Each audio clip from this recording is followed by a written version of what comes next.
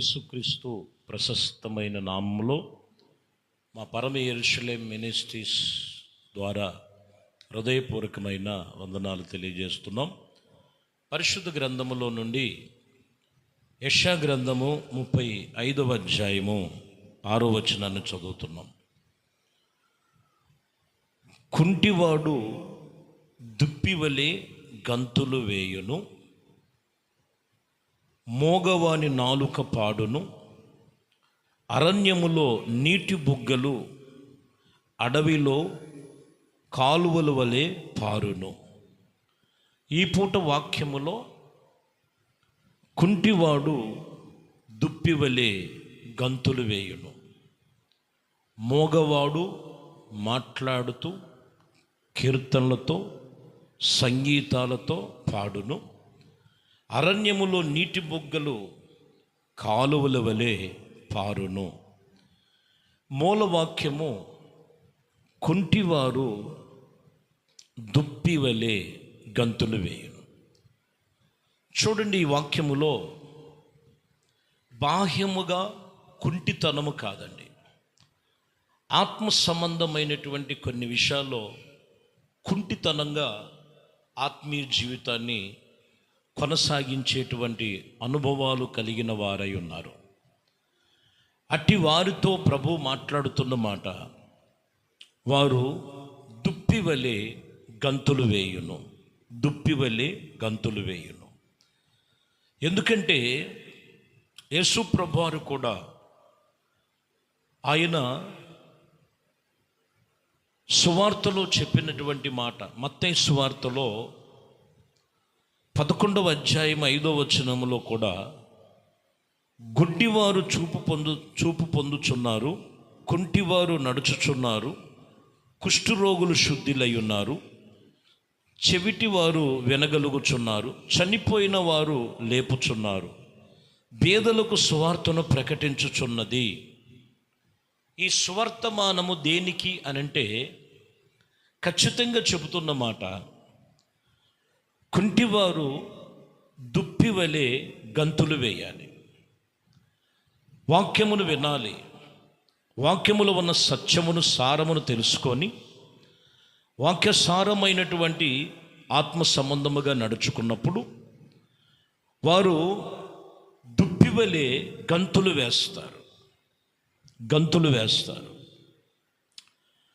యెషయా గ్రంథము 61వ అధ్యాయములో మొదటి వచనములోనే ప్రభువగు యెహోవా ఆత్మ నా మీదకి వచ్చి ఉన్నది, దీనులకు స్వర్తమానమును ప్రకటించుటకును యెహోవా నన్ను అభిషేకించి నలిగిన హృదయము గలవారిని దృఢపరచుకొనుటకు, చెరలోనున్న వారిని విడిపించును, బంధించబడిన వారికి ఇదిగో విముక్తి కలిగి ప్రకటన చేయటానికి ప్రభు ఆత్మ మా మీద ఉన్నది అని చెబుతూ 2వ వచనములోకి వచ్చేలకే యెహోవా హితవస్త్రములను మన దేవుని ప్రతిదండన దినమున ప్రకటించుచూ ఉండినప్పుడు దుఃఖాకాంతులందరూ ఓదార్చబడుదురు, ఓదార్పు కలిగి ఉందురు. ఖచ్చితముగా దేవుడు వాక్యము ప్రతి మనుషునికి ఎందుకు ప్రకటన చేయబడుతుంది? ఆయన ఆత్మ వాక్యము ద్వారా బయలుపరచబడినప్పుడు ఆ వాక్యము ఎవరైతే విని, ఆ వాక్యము ఎవరైతే సత్యమును తెలుసుకొని ఆ వాక్యమును తెలుసుకుంటారో కుంటివారు సహితము దుప్పివలే గంతులు వేస్తారు. మూగబడిపోయిన ఆత్మీయ జీవితం తిరిగి మరలా ఆయన స్తుతియాగము చెల్లించేవారుగా, సతికిలబడిపోయినటువంటి జీవితాలు లేపి ఆయన నడిపించి ఆయన స్థిరపరచగలిగిన సామర్థ్యత కలిగినటువంటి దేవుడు ఆయన. ఈ వాక్యములో మీరు గమనించినటువంటి మాటలు మనమందరము కూడా గమనించాలి. ఆత్మ జీవితములో, ఆత్మీయ జీవితములో దేవునితో నడుచుకునే విషయంలో ఎక్కడైనా కుంటుపడి ఉన్నదేమో, కొత్త నిబంధన గ్రంథములో అపోస్తుల కాలములలో శృంగారం అనే దేవాలయం ఉంది. శృంగారం అనే దేవాలయం ఎదుట ప్రతిరోజు దేవాలయం అని తెలుసు, దేవాలయంలోనికి ఎందుకు వెళ్తున్నారో తెలుసు, అక్కడ ఏమేం జరుగుతున్నాయో తెలుసు. కానీ ఒక మనిషి ఉన్నాడు, దేవాలయంలో జరిగేవి ఆయనకు అవసరం లేదు. ఇతను ఏ స్థితిలో ఉన్నాడంటే దేవాలయము బయట ఇతను ఎవరైనా ఏదైనా ఇస్తారేమో, ఎవరైనా ఏదైనా పెడతారేమో, ఎవరైనా నాకు సహాయం చేస్తారేమో అని బయట కాసుకొని మనుషుల వైపు చూస్తున్నటువంటి మనిషి ఈ భిక్షమెత్తుకునేటువంటి వ్యక్తి. అపోస్తల కార్యములలో 3వ అధ్యాయము 1వ వచనములో పగలు 3 గంటల సమీపములో ప్రార్థన కాలమందు పేతురు యోహాను దేవాలయములోనికి ఎక్కి వెలుచూ ఉండగా, ఇదిగో అక్కడ భిక్షమెత్తుకునేటువంటి ఒక వ్యక్తి, కాళ్ళు 2 చచ్చుపడిపోయిన మనిషి ఉన్నాడు. వాళ్ళను చూసి ఇతను అడుగుతున్నాడు ఏదైనా సహాయం చేయమని. వీరంటారు, మా దగ్గర ఏమీ లేదు, ఎండి బంగారాలు ఏమీ మా దగ్గర లేవు, నజరేయుడైన యేసుక్రీస్తు నామములో లెగిసి నడవమని ఆజ్ఞాపించగా వాడు దిక్కున లెగిసి, చూడండి 8వ వచనములో, 3వ అధ్యాయం 8వ వచనములో, వాడు దిక్కున లేచి నిలిచి నడిచి, ఇక్కడ మీరు గమనించినట్లయితే గంతులు వేసి దేవుణ్ణి స్తుతించుచు వారితో కూడా దేవాలయములోనికి వెళ్ళెను. అది ఇక్కడ కుంటివారు దుప్పివలె గంతులు వేయటానికి అంతకు ముందు వరకు కూడా రోజు వస్తూ పోతున్నాడు.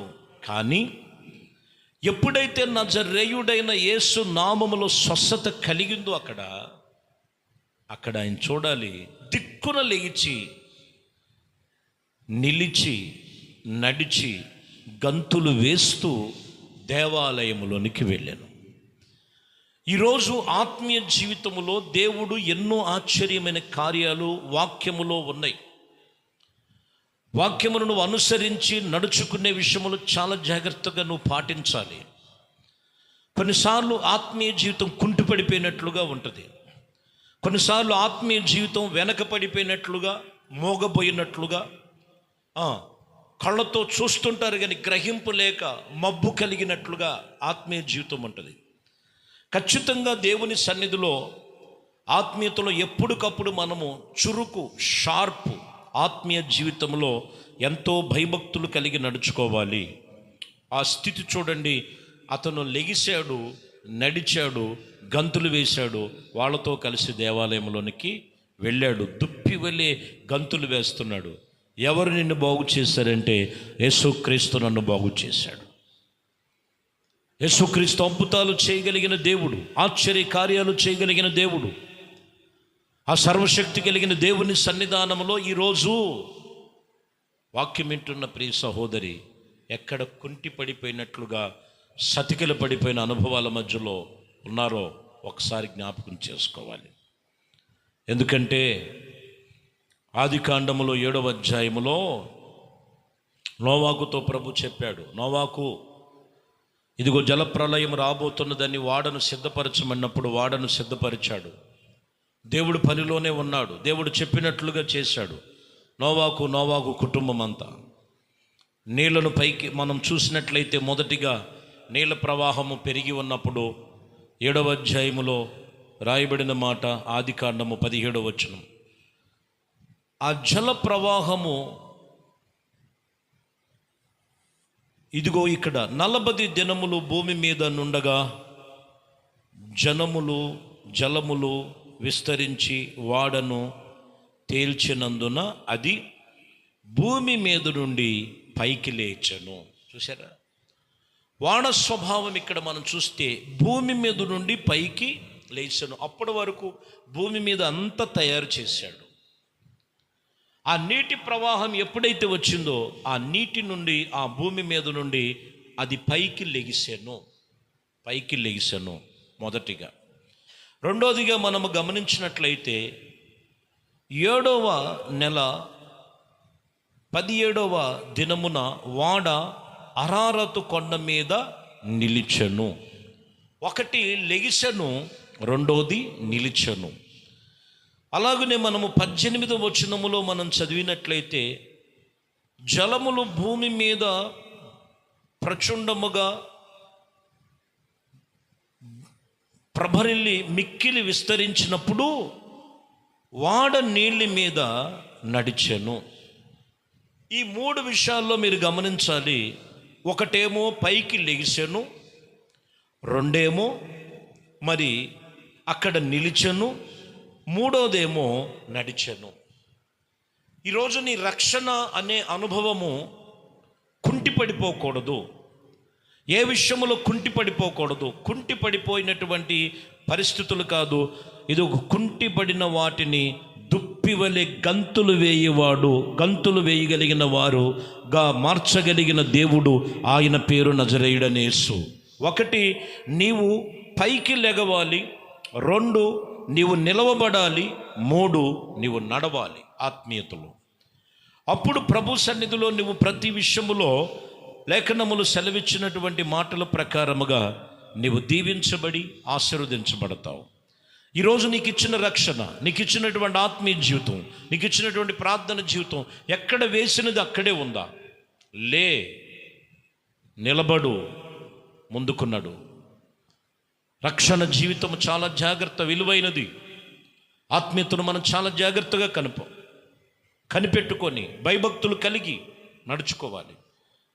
కుంటివాడిని దుప్పివలే గంతులు వేయించగలిగిన దేవుడు మనం ఆరాధిస్తున్న దేవుడు. కాబట్టి ఏ విషయములు నీ ఆత్మీయతలో కుంటిపడి ఉందో, సతికిలపడి ఉన్నావో, అక్కడే నిలిచి ఉన్నావో, వాక్యము చెబుతున్న మాట, దేవుడు వాక్యమును బట్టి విశ్వాసమును, నిరీక్షణ కలిగి, ప్రార్థన కలిగి, ఆత్మ సంబంధమైన ప్రభు సన్నిధిలో నీవు దుప్పివలే గంతులు వేయుదురుగాక. దేవుడి మాటలు మన జీవితములు నెరవేర్పు కలుగునుగాక. ప్రార్థన. పరిశుద్ధుడా, ప్రేమ కలిగిన తండ్రి, దయగలిగిన మా ప్రభువా, మీ శ్రేష్టమైన పరిశుద్ధ నామమును బట్టి మీకు వందనాలు, స్తుతులు, స్తోత్రాలు. ఈ వాక్యం విని ప్రతి ఒక్కరిని కూడా ఇదిగోనైనా ఎక్కడ కుంటిపడక ఆత్మీయతను, ప్రార్థనను, సంఘమును, సహవాసమును, దేవునితో నడిచే నిబంధన ఎక్కడ ఏ విషయములో కుంటిపడనివ్వకుండా మీరు లేవనెత్తండి, మీరు నిలబెట్టండి, మీరు నడిపించండి. లేడివలే, దుప్పివలే గంతులు వేసేవారుగా మీ కృపలో స్థిరపరచమని, మహిమ, ఘనత, ప్రభావాలు మీకే పొందుకోమని నజరేయుడైన యేసుక్రీస్తు నామములో ప్రార్థించి వేడుకొనుచున్నాము తండ్రి. ఆమేన్. ప్రభు మిమ్మల్ని దీవించి ఆశీర్వదించునుగా.